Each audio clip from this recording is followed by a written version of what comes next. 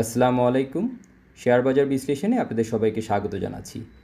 তো সপ্তাহের প্রথম ট্রেডিং সেশন আমাদের সামনে একটা প্রশ্ন ছুড়ে দিয়েছে, আর সেটা হচ্ছে পিচফর্ক কি এবার সাপোর্ট হিসাবে পিচফর্কের এই সাপোর্ট টেবিল কি কাজ করবে?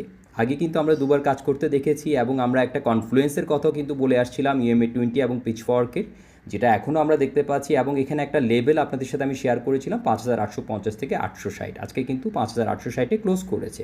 একটা গুরুত্বপূর্ণ লেভেলে এখন কিন্তু রয়েছে মার্কেট, আমরা যেটা দেখতে পাচ্ছি। তো আজকের chart, market structure, sector rotation, smart মানি ফ্লোর মাধ্যমে আমরা পুরো বিষয়টি বোঝার চেষ্টা করব এবং যেটা বললাম যে এখন মার্কেটের পরবর্তী ডিরেকশন, সম্ভাব্য ডিরেকশনটা আমরা বোঝার চেষ্টা করব। তো শুরু করছি মার্কেট ড্যাশবোর্ড দিয়ে। তো আমরা যেটা বলছিলাম, DCX 5860 পয়েন্টে ক্লোজ করেছে, গত দিনের তুলনায় 23.93 পয়েন্টের মতো কমেছে এবং পার্সেন্টেজ ধরে যদি বলার চেষ্টা করি 0.41% নিম্নমুখী অবস্থানে ছিল। আর আজকের ট্রেন্ড হচ্ছে bullish recovery.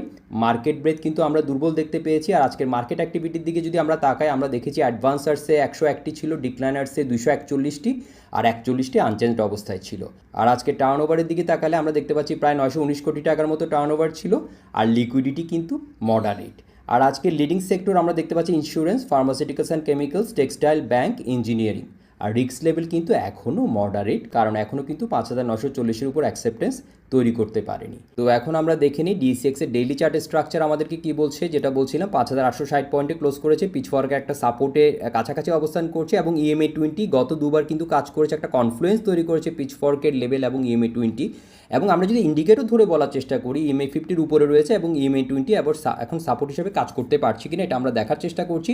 Medium term structure কিন্তু এখনও বুলিশ রয়েছে এবং এবার যদি সাপোর্ট হিসেবে কাজ করে সেক্ষেত্রে অ্যাসেন্ডিং ট্রায়াঙ্গেলে যে কথাটা বলছিলাম সেটা কিন্তু ভ্যালিড থাকবে, ঠিক আছে। তো এখন উপরে আমরা যেটা বলছিলাম 5900 থেকে 5940, এটা একটা স্ট্রং রিজেকশন লেভেল। এটাকে ভেঙে যদি অ্যাকসেপ্টেন্স ধরে রাখতে পারে সেই ক্ষেত্রে 6000-এর সাইকোলজিক্যাল লেভেল হবে আমাদের নেক্সট টার্গেট।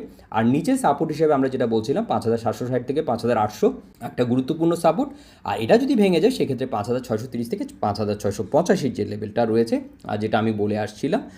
তো এখনও কিন্তু আমাদের মূল ফোকাস হবে পিচফর্কের সাপোর্টের রিয়াকশন এবং ভলিউম কনফার্মেশনটা পাচ্ছে কিনা সেটা আমরা দেখার চেষ্টা করব। আর আজকের মার্কেট ক্যারেক্টার কিন্তু আমরা যদি বলার চেষ্টা করি, selective selling with sector rotation.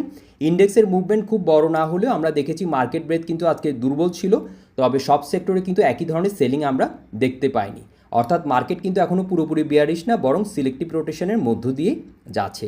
এখন যদি আমরা মার্কেট ম্যাপের দিকে আমরা দেখার চেষ্টা করি, আজকের মার্কেট ম্যাপের দিকে তাকালে আমরা কিন্তু দেখতে পাচ্ছি যে টেক্সটাইল এবং ইন্স্যুরেন্স সেক্টর কিন্তু তুলনামূলকভাবে ভালো স্ট্রেংথ দেখিয়েছে। অন্যদিকে ফার্মাসিউটিক্যালস অ্যান্ড কেমিক্যালসের কিছু স্টকে কিন্তু আমরা সেলিং প্রেশার লক্ষ্য করেছি।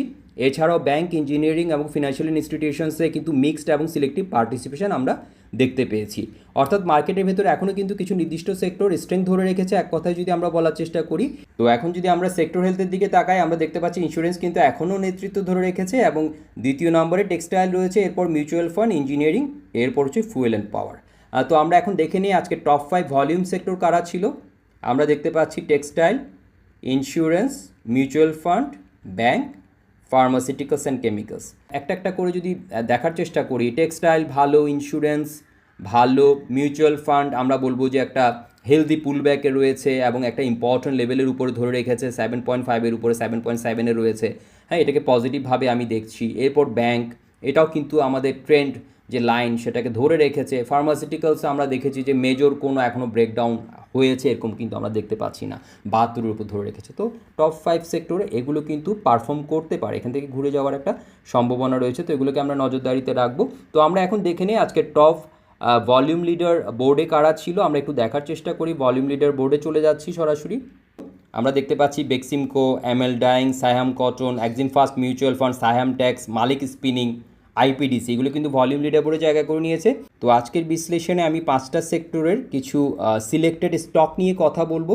আমি যদি ধরে বলার চেষ্টা করি, টেক্সটাইল থেকে সায়াম টেক্স, মালিক স্পিনিং, আলিফ, বা পাওয়ার সেক্টরে রয়েছে Baraka power, GBB power, Doreen power, ইন্স্যুরেন্সে Federal Insurance, Global Insurance, financial ইনস্টিটিউশনসে IPDC, United Finance, Lanka Bangla Finance, এবং মিসিলেনিয়াসে বেক্সিমকো এবং BSC, বাংলাদেশ শিপিং কর্পোরেশন। তো আমরা দেখে নেই এগুলো টেকনিক্যাল স্ট্রাকচার, স্ট্রেংথ এবং উইকনেস। প্রথমে বেক্সিমকো।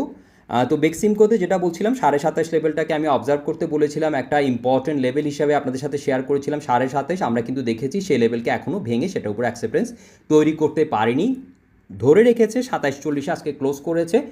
ভলিউমটা আমরা ভালো দেখতে পাচ্ছি, আগ্রহ রয়েছে এখন বেক্সিমকো লিমিটেডে কিছু আগ্রহ তৈরি করছে, আমরা দেখতে পাচ্ছি একটা ট্রেডিং পজও রয়েছে। তো এখন দেখার বিষয় যে 27-এর উপর অ্যাকসেপ্টেন্স ধরে রাখতে পারছে কিনা এবং 30 লেভেলে কী ধরনের রিয়েকশন দেখাচ্ছে, যেটা বলছিলাম সাপোর্ট হিসাবে 24 থেকে 25.5 লেভেলটা অবজার্ভ করছি।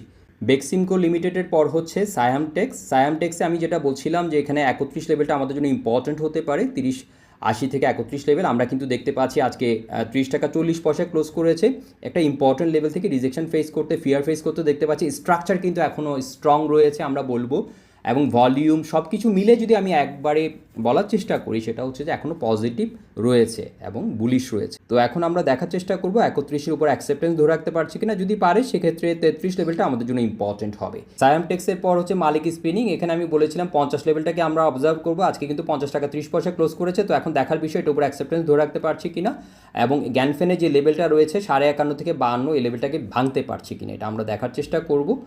তো এখনও কিন্তু স্ট্রাকচার সব কিছু মিলিয়ে যদি বলার চেষ্টা করি পজিটিভ রয়েছে, ভলিউম এবং EMA 2050 অনেকটা উপরে রয়েছে এবং মোমেন্টামও কিন্তু ভালো। মালিক স্পিনিংয়ের পর হচ্ছে আইপিডিসিতে আমি যেটা গত আলোচনায় যেটা বলেছিলাম উইকলি টাইম ফ্রেমে ছিল স্ট্রাকচার, সেখানে যেটা বলেছিলাম আজকে ডেইলি টাইম ফ্রেমে অ্যানালাইসিসটা দিচ্ছি। তো টাইম ফ্রেম চেঞ্জ হওয়ার কারণে এখানে কিন্তু ট্রেডিং এবং পজিশনাল মাইন্ডসেটের যারা রয়েছেন এটা বুঝতে হবে। আমি এই কারণেই বলছি যে টাইম ফ্রেম, উইকলি টাইম ফ্রেমে আমি যে কথাটা বলেছি সেটা কিন্তু একটা বড় টাইম ফ্রেমকে ধরে বলা, আর ডেইলি টাইম ফ্রেমে যেটা বলছি সেটা কিন্তু ট্রেডিং মেন্টালিটিতে কথাটা বলছি। তো এখন 33-এ এখানে কিন্তু আমরা ফিয়ার ফেস করতে দেখতে পাচ্ছি, এটাকে ভেঙে যদি অ্যাকসেপ্টেন্স ধরে রাখতে পারে 36 লেভেলটা আমাদের জন্য ইম্পর্টেন্ট হবে। এটা ছিল আইপিডিসির পর হচ্ছে আলিফে আমরা যেটা দেখতে পাচ্ছি আজকে মারুবুজু ক্যান্ডেল দিয়েছে, EMA 2050-র মাঝখানে কিন্তু অনেকটা সময় কিন্তু কনসলিডেট করে ফাইনালি কিন্তু ডিরেকশন আমাদেরকে কনফার্ম করেছে। বাট 6-10 লেভেলটা কিন্তু আগেও এখান থেকে রিজেকশন ফেস করতে আমরা দেখেছি, যদিও এবার কিন্তু সিনারিওটা ভিন্ন, ভলিউম সাপোর্ট কিন্তু রয়েছে এবং পুরোটা আজকে দেখলাম যে বায়ারদের কন্ট্রোলে ছিল। আজকে এক কথায় যদি বলি ডিমান্ড পুশ ছিল। তো 6.40টাকে ভাঙতে পারছে কিনা এটা আমরা দেখার চেষ্টা করবো। যদি এটার উপর অ্যাকসেপ্টেন্স ধরে রাখতে পারে সেক্ষেত্রে 7.20 লেভেলটা আমাদের জন্য একটা পরবর্তী ইম্পর্টেন্ট লেভেল হবে। আলিফের পর হচ্ছে বারাকা পাওয়ারে আমরা যেটা দেখতে পাচ্ছি যে 11 টাকা 80 পয়সায় ক্লোজ করেছে। আজকে কিন্তু আমরা দেখেছি হাই গিয়েছিল আজকে 12 টাকা 20 পয়সা, ঠিক আছে। আমরা দেখেছি একটা অ্যাসেন্ডিং চ্যানেল, সেটাকে ভেঙে পুল ব্যাক করে সেখান থেকে কিন্তু র্যালি শুরু করেছে। এখন পরবর্তী একটা ইম্পর্টেন্ট লেভেল দেখতে পাচ্ছি 13 থেকে 13.20 লেভেলটা ইম্পর্টেন্ট একটা লেভেল, এবং আমরা এখানে দেখার চেষ্টা করব কী ধরনের রিয়াকশন দেখাচ্ছে। এখনও কিন্তু ভলিউম, আমরা যদি মোমেন্টাম, EMA 2050 সব কিছু ধরে যদি বলি পজিটিভ স্ট্রাকচার আমরা দেখতে পাচ্ছি। বারাকা পাওয়ারের পর হচ্ছে গ্লোবাল ইন্স্যুরেন্সে আমরা দেখতে পাচ্ছি 49.20-তে ক্লোজ করেছে। প্রথম হচ্ছে 50 লেভেল, এখানে কী ধরনের রিয়াকশন দেখাচ্ছে এটাকে ভাঙতে পারছি কিনা, যদি ভাঙতে পারি 54 লেভেলটা আমাদের জন্য ইম্পর্টেন্ট হবে। স্ট্রাকচার কিন্তু এখনও ভালো দেখতে পাচ্ছি, ভলিউম সাপোর্ট রয়েছে এবং আমরা যদি মোমেন্টাম দেখার চেষ্টা করি পজিটিভ আমরা দেখতে পাচ্ছি। গ্লোবাল ইন্স্যুরেন্সের পর হচ্ছে ফেডারেল ইন্স্যুরেন্স, এখানে কিন্তু স্ট্রাকচারটা একই রকম অনেকটা দেখতে পাচ্ছি। এখানে 31 লেভেলটা ইম্পর্টেন্ট, এটার উপর ধরে রাখতে পারছি কিনা, যদি পারে সেক্ষেত্রে 36 লেভেলটা ইম্পর্টেন্ট হবে। ভলিউম ভালো, আমরা মোমেন্টাম সব কিছু মিলিয়ে যদি বলি পজিটিভ দেখতে পাচ্ছি। এরপর হচ্ছে জিবিবি পাওয়ার, আমরা দেখতে পাচ্ছি 14.5-র কাছাকাছি গিয়ে একটা ফিয়ার ফেস করেছে, তারপর ঘুরে দাঁড়িয়েছে এবং আজকের ক্যান্ডেলটাও কিন্তু খুব স্ট্রং ভলিউম সাপোর্ট রয়েছে, EMA 2050-র উপরে রয়েছে, তবে কিন্তু শার্প মুভমেন্ট। তো আমাদেরকে নজরে রাখতে হবে যে 16-র উপর ধরে রাখতে পারছি কিনা, যদি পারে সেক্ষেত্রে 18 থেকে 18.5 লেভেলটা ইম্পর্টেন্ট হবে। এরপর হচ্ছে লঙ্কা বাংলা ফিনান্স 17-20-এ ক্লোজ করেছে। এখানে একটা জোন হিসাবে আমি বলবো 16.5 থেকে 17 লেভেলটাকে আমি অবজার্ভ করবো, এটাকে ধরে রাখতে পারছি কিনা। আমরা যদি মোমেন্টাম দেখার চেষ্টা করি, মোমেন্টামটা একটু উইক দেখতে পাচ্ছি, যদিও আমরা কিন্তু স্ট্রাকচারে মেজর এখনও ব্রেকডাউন দেখতে পাচ্ছি না, একটা হেলদি পুলব্যাকের মতোই এখনও দেখা যাচ্ছে। তো এখন দেখার বিষয় যে 17-র উপর ধরে রাখতে পারছি কিনা, আর ইমিডিয়েট একটা রিজেকশন হিসেবে যদি ধরে রাখতে পারে 18 18.5 লেভেলটা আমাদের জন্য ইম্পর্টেন্ট হবে। এখানে গিয়ে কিন্তু আগে বুল ট্র্যাপ করতে আমরা দেখেছি। তো এটা ছিল লঙ্কা বাংলা ফিনান্স। এরপর ইউনাইটেড ফিনান্সে 18.5 লেভেলটা একটা ইম্পর্টেন্ট লেভেল, যদিও এখানে আমরা একটা ডাবল টপ ফরমেশনের মতো দেখতে পাচ্ছি। তো এখন 18.5-র উপর ধরে রাখতে পারছি কিনা, 18 থেকে 18.5 লেভেলটাকে এখন আমরা সাপোর্ট হিসেবে এটাকে অবজার্ভ করবো, এটার উপর ধরে রাখতে পারছি কিনা, যদি পারে সেক্ষেত্রে নেক্সট একটা আমরা যদি রেজিস্ট্যান্সের কথা বলি 20 থেকে 20.5 লেভেলটা একটা ইম্পর্টেন্ট লেভেল। এখনও কিন্তু হায়ার লো স্ট্রাকচারটা কিন্তু ধরে রেখেছে, এখনও কিন্তু বুলিশ স্ট্রাকচারটা ধরে রেখেছে। এক কথায় যদি বলি EMA 2050-র উপরে রয়েছে, মোমেন্টাম কিন্তু আমরা ভালো দেখতে পাচ্ছি। তো এটা ছিল ইউনাইটেড ফিনান্স। আজকের আলোচনার শেষ যে স্টক সেটা হচ্ছে বাংলাদেশ শিপিং কর্পোরেশন, যদিও এটা কিন্তু ট্রেডিং মেন্টালিটির স্টক না, তবে টেকনিক্যাল স্ট্রাকচার যেহেতু আমি দেখার চেষ্টা করছি 115 থেকে 117 লেভেলটাকে আমি ওয়াচ করব, আর এখানে স্ট্রং লেভেল হিসাবে 110 থেকে 11 লেভেলটাকে আমি ওয়াচ করছি। এটার স্ট্রাকচারটা এটার উপর যদি থাকে তাহলে স্ট্রাকচারটা কিন্তু ভ্যালিড এবং টেকনিক্যাল স্ট্রাকচারটা ভালো রয়েছে, এটা আমি ধরে নিব। এখনও কিন্তু আমরা EMA 50-র উপরে রয়েছে দেখতে পাচ্ছি, ভলিউম বিচারে কিন্তু এখনও খুব বেয়ারিশ আমি বলবো না। তবে এই স্টকটি কিন্তু ট্রেডিং মেন্টালিটি যারা রয়েছেন তাদের জন্য না, যারা একটু পজিশনাল মাইন্ডসেটে আমরা রয়েছি তাদের জন্য। তো ভিউয়ার্স, আমরা দেখে নিলাম কিছু সম্ভাবনাময় স্টকের টেকনিক্যাল স্ট্রাকচার, স্ট্রেংথ এবং উইকনেসগুলো ধরে বলার চেষ্টা করেছি, এবং আজকে কিন্তু আমার ফোকাসে ছিল 5টা সেক্টর, সেখান থেকে আমি কিছু স্টক আপনাদের সাথে আজকে শেয়ার করেছি যেগুলোর স্ট্রাকচার আমার কাছে এখনও ওয়াচ লিস্টে রাখার মতো মনে হয়েছে। ঠিক আছে, তো সবশেষে আজকের মার্কেটকে এক লাইনে বললে DCX এখন একটি গুরুত্বপূর্ণ পিচফর্ক সাপোর্টের কাছাকাছি অবস্থান করছে যেটা বলছিলাম। তাই আগামী সেশনে আমাদের প্রথম ফোকাস হবে 5850 থেকে 5860-এর এই সাপোর্ট জোনের রিয়েকশনটা আমরা দেখার চেষ্টা করব। এই সাপোর্ট থেকে আবার যদি নতুন করে বাইং ইন্টারেস্ট তৈরি হয় সেক্ষেত্রে আবার 5900 থেকে 5940-এর জোনের দিকে যাওয়ার একটা সুযোগ তৈরি হবে। আর সাপোর্ট যদি ভেঙে যায় সেক্ষেত্রে নজর থাকবে 5760 থেকে 5800 যে জোনটি রয়েছে যেটা কথা বলছিলাম। তো সুতরাং এখন আমাদের স্ট্র্যাটেজি কিন্তু খুবই পরিষ্কার, সাপোর্টের রিয়েকশন আমরা দেখব এবং রেজিস্ট্যান্সের ব্রেকআউট কনফার্ম করছি কিনা সেটাও আমরা দেখার চেষ্টা করব, 5940-এর উপরে অ্যাকসেপ্টেন্স ধরে রাখতে পারছি কিনা। যদি পারে সেক্ষেত্রে 6000-এর সাইকোলজিক্যাল লেভেল হবে আমাদের নেক্সট টার্গেট, যেটা আমরা বলছিলাম। তো ভিউয়ার্স, আজকের ভিডিও পর্যন্তই। ভিডিওটি ভালো লাগলে এবং ইনফরমেটিভ মনে হলে অবশ্যই লাইক করবেন এবং শেয়ার করবেন। ধন্যবাদ সবাইকে।